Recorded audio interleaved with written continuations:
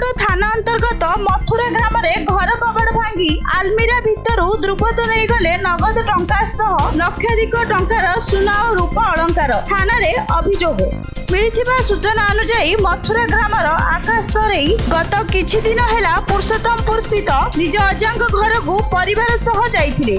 तेबे आज सकाल 8टा समय रे आकाश परिवार सह ग्राम में पहुंचीबा परे घरर चारिपट कबाड़ भंगा जाइथिबा बेले घर भितर थिबा आलमीरा भांगी जाइथिबा देखिबाकू पाइथिले एवं आलमीरा भितरे नगद 60,000 टंका और 12 तुला सुना सह 5 ରୁ 6 तुला रूपा अलंकार चोरी होइथिबा जानिबाकू पाइथिले।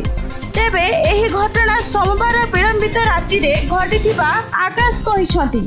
अन्यपटे खबर पाई दिन 11:30 समय खलिकोट थाना एसआई देवदत्त प्रियदर्शी पुलिस टीम सह घटनास्थल में पहुंची तदंत आरंभ करिसंती।